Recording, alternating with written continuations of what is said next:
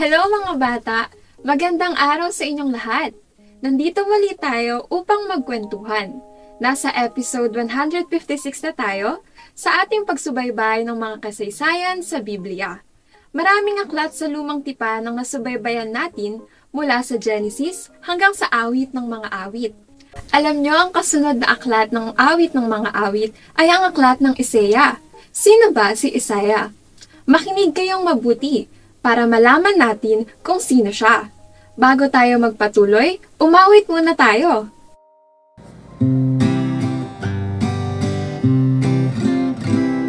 Isaiah is a man of unclean lips, and dwell with such people too.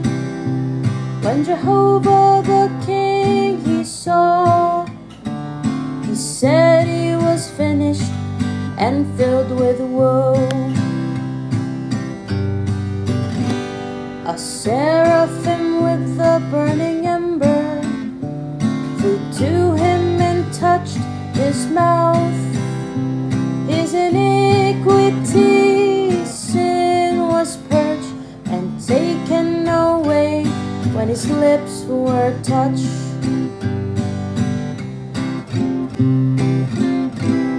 Isaiah is a man of unclean lips, and dwell with such people too.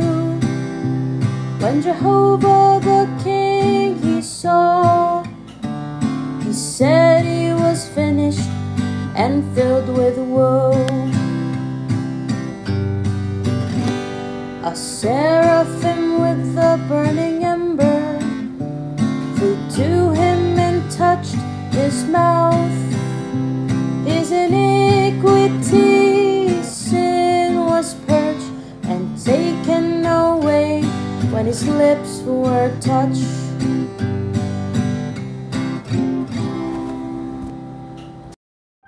Sa mga propeta sa lumang tipan, masasabing si Isaiah isa sa pinakadakilang propeta dahil sa ang kanyang aklat ay ang pinakamahaba at nagtataglay ito ng 66 na kapitulo. Kinakatawan nito ang buong Biblia na may 66 na aklat. Sa panahon ng mga hari ng Juda na sina Uzziah, Jotham, Ahaz at Hezekiah, naglingkod si Isaiah. Sinasabi sa unang kapitulo ng Isaiah ang tungkol sa pangitain na nakita ni Isaiah na anak ni Amos tungkol sa Juda at Jerusalem. Dito, sinumbatan ng Diyos ang kanyang bayan dahil sa kanilang pagre-rebelde laban sa kanya. Sa panahon ng lumang tipan, may mga pagkakataon na ang Diyos ay nagpakita sa mga tao na nais niyang gamitin upang ipahatid ang kanyang mensahe sa kanyang bayan. Isa sa nakakita sa Panginoon ay si Isaiah. Nakita niya ang Diyos sa panahon ng pagkamatay ni Haring Uzziah. Nakita ni Isaiah ang Panginoon ng mga hakbo na nakaupo sa isang napakataas na trono. Ang laylayan ng kanyang kasuotan ay nakalatag sa buong templo. May mga serapin ang kanyang ulunan, at ang bawat isa ay may 6 na pakpak. 2 ang nakatikit sa mukha, 2 ang sa paa, at 2 naman ang ginamit sa paglipad. Sinasabi nila, sa isa't isa ang ganito, Banal, banal, banal si Jehovah, na makapangyarihan sa lahat. Ang buong daigdig ay puspos ng kanyang kaluwalhatian. Sa lakas ng kanilang tinig ay nayinig ang mga pundasyon ng templo, at ang loob nito ay napuno ng usok. Nang namasdan nito ni Isaiah, sinabi niya, Sa aba ko, sapagkat ako'y napahamak, sapagkat ako'y lalaking may maruming mga labi, at ako'y tumatahan sa gitna ng bayan, na may maruming mga labi. Nang magkagayoy, nilipad ako ng isa sa mga serapin, na may baga sa kanyang kamay, na kanyang kinuha ng mga pang-ipit mula sa dambana, at hinipon niya niyaon ang aking bibig, at nagsabi, narito, hinipon nito ang iyong mga labi at ang iyong kasamaan ay naalis, at ang iyong kasalanan ay naalis. At narinig niya ang tinig ng Panginoon, na nagsasabi, sinong susuguin ko at sinong yayaon sa ganang amin? Pagkarinig niya sa pagtawag ng Diyos, tumugon siya at sinabing, narito ako, suguin mo ako. Dahil sa kanyang pagtugon, ibinigay sa kanya ng Diyos ang salita na sasabihin niya sa mga tao. Ano kaya ang salitang ipinigay ng Diyos sa kanya? Ito ay tungkol sa sumbong ng Diyos sa kanyang bayan.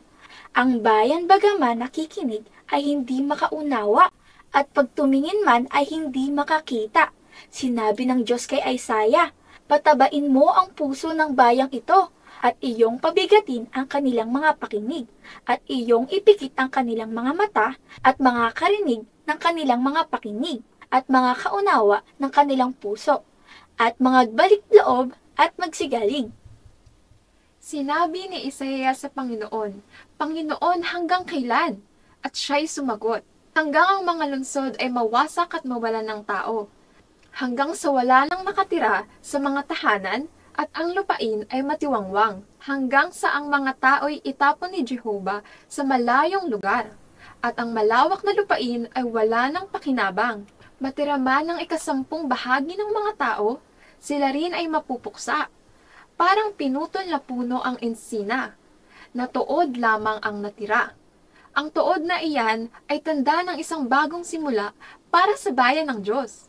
Hanggang dito muna ang kwento natin. Ngayon, alamin natin ang ilang mahalagang punto.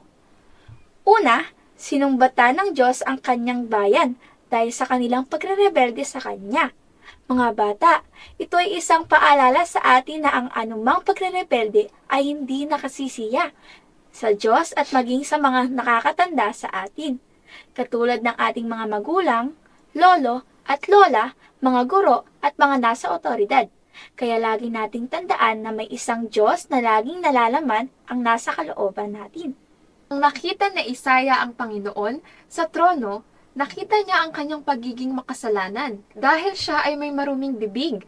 Sa pag-amin niya ng kanyang kalagayan, hinipo ng serafin ang mga baga sa kanyang kamay, ang kanyang mga labi, at ang kanyang kasamaan, at kasalanan ay naalis. Marumi ang labi na Isaiah, dahil siya ay nanirahan sa gitna ng mga taong may maruming mga labi. Mga bata, tunay nga na marumi ang salita ng ating kapaligiran.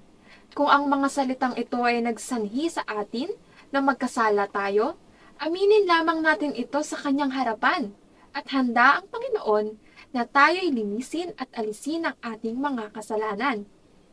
Nang tinawag ng Diyos si Isaiah, siya ay tumugon at sumunod sa pinag-uutos ng Diyos sa kanya. Kaya mga bata, dapat makinig tayo sa pagsasalita ng Diyos. Sa tuwing dumadalo tayo sa children's meeting, maraming salita ng Diyos ang naririnig natin. Sana maging tagatupad tayo ng salita at huwag maging tagapakinig lamang. Basahin natin ang Bible verse. Unang basahin natin sa English at pagkatapos ay sa Tagalog. Isaiah 6:5. Then I said, Woe is me, for I am finished, for I am a man of unclean lips, and in the midst of the people of unclean lips I dwell.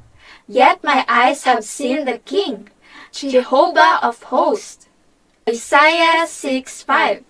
Nang magkagayoy, sinabi ko sa aba ko, sapagkat ako'y napahamak, sapagkat ako'y lalaking may maruming mga labi, at ako'y tumatahan sa gitna ng bayan na may maruming mga labi. Gayunpaman, nakita ng aking mga mata ang Hari, ang Panginoon ng mga hukbo. Story time! Si Ellie ay isang batang mahilig manood ng bilyar sa kanilang kapitbahay. Araw-araw, halos wala siyang pinapalampas na oras para manood ng larong ito. Pati kumain ay minsay nalilimutan niya. Ang mga taong naroon ay pawang mga matanda sa kanya at dahil dito, siya ay naiimpluwensyahan ng kanilang mga hindi maayos na pagsasalita. Isang araw, tinawag siya ng kanyang ama upang utusan. Ngunit parang wala siyang narinig. Kaya inulit ng kanyang ama ang pagtawag sa kanya. Dito ay padabog siyang sumagot at nagsalita pa ng hindi maayos, kaya nagalit ang kanyang ama at siya ay pinalo. Umiyak siya ng umiyak hanggang naisip niya na kaya siya pinalo ay dahil sa kanyang pagsuway. Paano kaya siya lalapit sa kanyang tatay? Nag-alala siyang baka lalo siyang paluin. Naisip niya, nahihiya siya sa kanyang ginawa, ngunit dapat siyang lumapit sa kanyang ama at humingi ng tawad. Naisip din niya na hindi na siya manonood ng larong iyon para hindi niya na marinig ang masasamang salita na kanilang sinasabi. Magmula noon, nagbago si Ellie at naging masunuring bata. Na-enjoy ba ninyo ang kwento natin? Oras na para sa ating breakout rooms. Sagutin ninyo ang tanong ng inyong mga shepherds. Manalangin naman tayo. Sundan niyo ang panalangin. O Panginoong Jesus, O Panginoong Jesus, salamat po sa inyong paalala sa amin. salamat po sa inyong paalala sa amin. Nawa kami ay maging mga batang hindi lamang nakikinig Nawa kami ay maging mga batang hindi lamang nakikinig sa inyong mga salita, sa inyong mga salita, kundi maging mga tagapagtupad nito. kundi maging mga tagapagtupad nito. Iligtas niyo po kami Iligtas niyo po kami sa impluwensya ng magulong sanlibutan. sa impluwensya ng magulong sanlibutan. Amen. Hanggang dito na lamang ang meeting natin. Sa susunod na Sabado ay magkikita-kita tayong muli upang subaybayan ang mga kwento sa Biblia. Sa ganap na 2:00 hanggang 3:00 ng hapon. Para sa mga episodes na gusto nyong muling pakinggan, pumunta lamang kayo sa YouTube at isearch ang CIM Online Children's Meeting. Doon ay makikita nyo ang lahat ng mga kwentong natalakay natin at mga kantang inawit natin sa bawat episode. Maaari rin kayong mag-invite ng inyong mga kaibigan upang sila rin ay makarinig ng salita ng Diyos. Huwag niyo rin kakalimutan manalangin, magbasa ng Biblia, at tumawag ng Oh Lord Jesus! Oh Lord Jesus! Oh Lord Jesus! Dahil kapag ginawa niyo ang mga ito, kayo ay magiging mga Mahusay! Paalam! Hanggang sa muli!